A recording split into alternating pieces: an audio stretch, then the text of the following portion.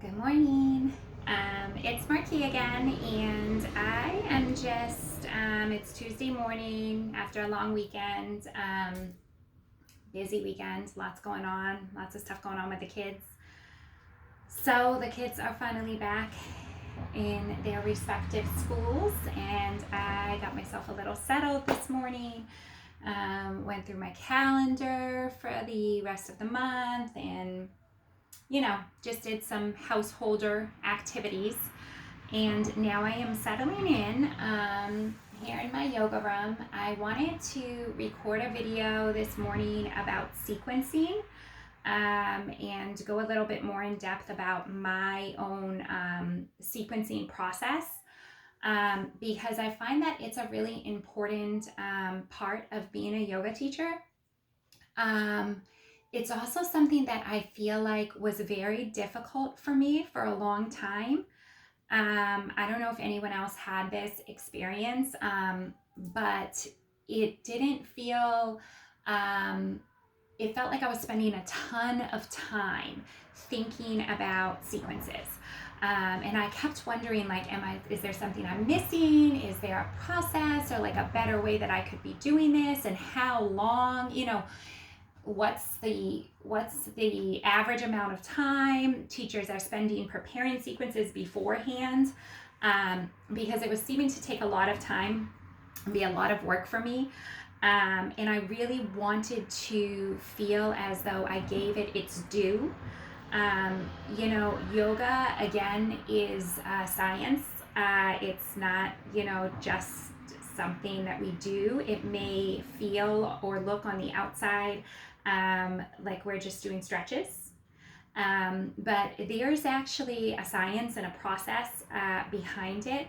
And I think it's really important, again, to give it its due by preparing our classes thoughtfully and intentionally. When we're looking at the body's systems, all of these interwoven systems that we learn about in yoga, and the layers, the subtle bodies, all the way up to the physical bodies. We are looking in yoga to create a sense of alignment within these bodies for every individual who comes into a class, right? And we're all such complex beings, right? You might think, like, how is that even possible?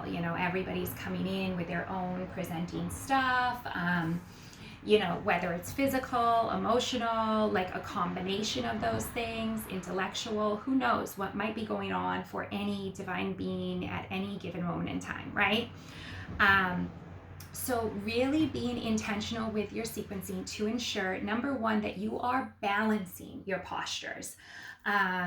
So if we're doing a lot of extension in the spine, then you're going to want to balance that out with some flexion in the spine as well. And then working on, whether there's a focus, whether you're sequencing around a theme, so a specific chakra, for instance, energy center, or a specific location in the body, like shoulders. I'm looking to do a flow to release the neck and shoulders today. So whatever it might be that you decide to theme or sequence around, really being intentional with that process. And I know I'm kind of rambling, but like, I'm saying all of that to say that in the beginning, this was a very difficult kind of concept for me, and I wanted to do a good job, and I guess I wasn't sure if I was doing a good job. And now, as I progress on my teaching journey, it's been a year now. I've done yoga for over 10 years. I started yoga when my son Isaiah was in my belly. When I was pregnant with him, I started yoga prenatal, and that was 11 years ago now, because he just turned 10. I'm dating myself, but that's okay. So I started my own practice 11 years ago, but I started this teacher journey and really diving deeper into the philosophy and the history about a year ago. So in any case, I've really feel that I've evolved in the process, and I don't know if other teachers or new teachers or even seasoned teachers, wherever you are in your journey, we're all still students, right? So I don't know if anyone else has had difficulties with this in the past. So I wanted to share now that I feel as though I'm getting, a little bit more comfortable with the process, and it seems to be coming more naturally to me. I think that I've gotten some tips and a little bit of a rhythm. So I wanted to share my teacher, one of my mentors. She asked that I create a sequence for her with a focus on the sacral chakra that includes mantra. So she gave me a very specific theme there, right? She wants a sacral chakra practice, and she wants me to include mantra in that practice. So I like to have a theme. I always start with a theme, even like I said, if it's something as general as we are going to be releasing the lower back. We're going to be releasing tension from the lower back today. That could be the theme. It doesn't need to be a subtle body or a chakra, right? But for this practice, she did ask that I do the sacral chakra, which is the Svadhisthana chakra. It's directly below the navel. It's represented by the color orange. The mantra is VAM, V-A-M, or I feel. And it's the central energy center that is related to not only our sexual energy, but our creative energies and our expressing ourselves creatively and expressing ourselves sexually as well. Fluidity, gracefulness, sensuality, creativity, etc. And the color is orange, if I didn't mention that. So what I do first, I get to kind of brainstorming. So I just went ahead and wrote down all of that information at the top of my paper. I wrote down the sacral chakra and where it's located, what its color is, what its mantra. The mantra is I feel, by the way. It's the center of feeling. So then really honing into that location in the body first, because one of the first steps of mindfulness is being present in your body and feeling the feelings that your body is feeling, and allowing those feelings to come and go as they will, right? So really kind of once you start to develop that awareness, it's incredible. You can close your eyes and you can go into that location within the body, starting to, hone in on that location in the body. And maybe even I'll start to do a little bit of embodiment or tantric practice at that point. Just kind of beginning to feel into that area, waking that area up, right? Sending some breath into that chakra. And I might sit for a few moments with that. I might jot down some thoughts, some feelings, some knowing that that's the feeling chakra, some things that arise. And I might even allow those to lead me into thinking about specific poses. Again, this comes a lot more with your own personal practice, because the more you expose yourself to the myriad of poses, the more things that will start coming up. So some of the first things that came up for me were goddess pose, tree pose, dancer pose, wide-legged forward fold, and bound angle poses. Thinking about, again, that lower navel, the area right below the navel, and kind of honing in to that energetic center. So thinking of poses, again, just for instance, right? I'm on my meditation cushion. Just for instance, goddess pose. When we get into a goddess and we really pulling in and up here, really feeling that in the core as you sink a little deeper into the glutes. So really activating the center in these poses. So those were some of the first things that came up in terms of my brainstorming. And then what I went ahead and did, I like to have little tools. I also just like to have things to fidget with. But these are yoga dice. They're so cute. My hubby got me these, I think, I don't know. I think it might have been last year Christmas.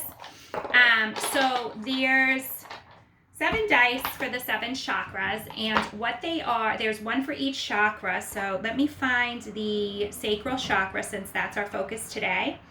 And they do have the Sanskrit, the symbol here. So you can look those up if you're not familiar with them. But this is the Svadhisthana chakra or sacral.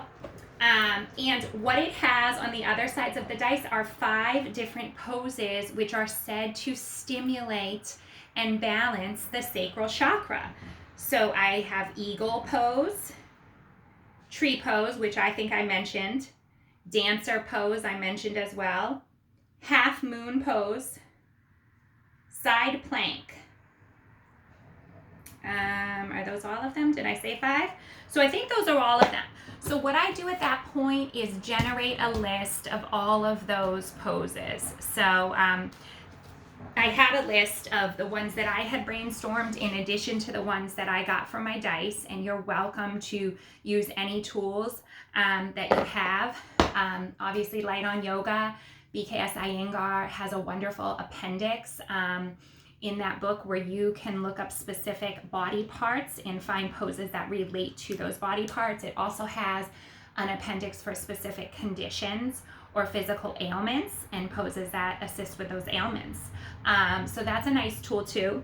But this yoga dice for me, it just gets the creative juices flowing, you know? So I generate a list of all the poses. From there, I want to look at the poses and kind of determine which ones are more challenging and which ones are less challenging, because in that way I can sequence thoughtfully and have maybe 1 or 2 peak poses. The peak poses are the poses which the other work in your class is kind of leading up to. Okay, and the peak poses tend to be more challenging, so you want to have those muscles and body parts stretched really well before attempting them. So I starred eagle and dancer that I thought would be good for my peak poses for this practice. And from there, I know that I'm leading up to eagle and dancer as peak poses. From there, what I went ahead and did was I selected a really intentional warm-up. You know, if I'm warming up for eagle, I not only really need my legs to be warmed up, but you need your arms. If you're doing full eagle, you really are getting into the shoulders, right? Shoulder girdle, trapezius, traps as they call them. So you really want this area warmed up and loose as well if you're going to attempt a full eagle. And then dancer is similar, I would say. The leg, the hamstrings, hip flexors really need to be stretched out well to be prepared for dancer. So I then created a thoughtful warm-up, still focusing on the sacral, the Svadhisthana, bringing in the mantras. And speaking of mantra, what I did was next to my poses, and I'll show you this in just a second. It's just notes, it's just jotted down, but I practice it and then I put it up on my board to put to memory. So next to each pose in the right side, I put the feeling column, and I wrote down for myself what these poses sometimes allow me to feel or bring up for me, right? So for instance, in my warrior sequence I have, and these are things that I would say as I'm teaching this class, I will say them out loud. And again, what resonates with you, wonderful. If it doesn't resonate with you, feel free to leave it there, right? We all have our own personal practice first. So when I'm doing the warrior sequence, I have that I feel strong, I feel powerful, brave, capable, and worthy. And then at the end, it's more towards the middle of the practice, the peak poses, because then you kind of have a slow down and cool off after those peak poses, right? So then towards the middle of the practice during those peak poses, when I'm doing teaching tree to dancer. So tree to dancer. Let's see if we can see this with this view. So tree pose. Just bringing the leg here.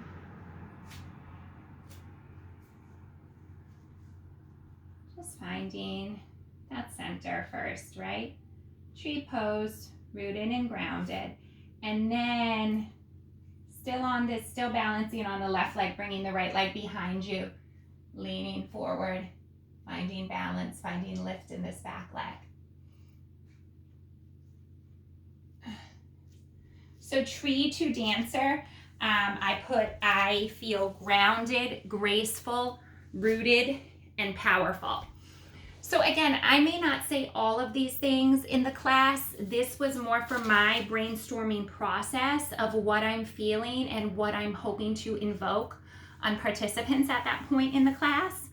And yeah, I worked up to my peak poses using some of these other poses that I had jotted down. So that was the first step, right? Determining the peak poses and then determining what makes sense for a thoughtful warm-up, and then how we lead up to those peak poses using some of these other poses. So for instance, I used a warrior combination, including half moon and goddess pose with a wide leg forward fold.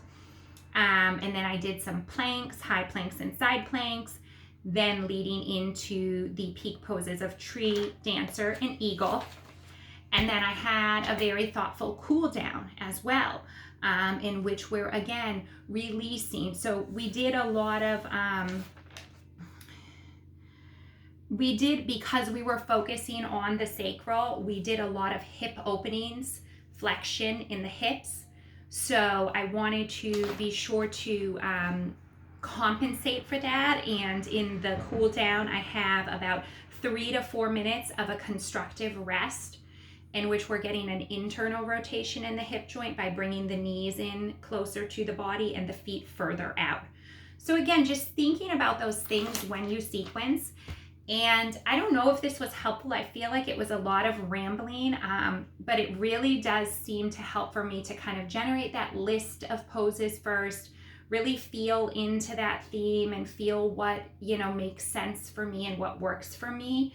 And then breaking it up into those sequencing blocks of warm up, get into the work, peak pose, cool down, shavasana, right?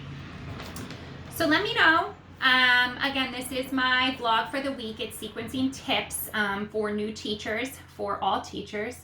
We're all students first. We're all always learning. And I do find this process to be helpful. So let me know what you think, and let me know if you have other tips that have been helpful for you, or any feedback on sequencing classes as a yoga teacher at all. All right, thank you so much for spending this time with me. I really enjoyed it, and I hope that you all have a wonderful, light-filled day and week. Namaste. Talk to you guys soon. Bye.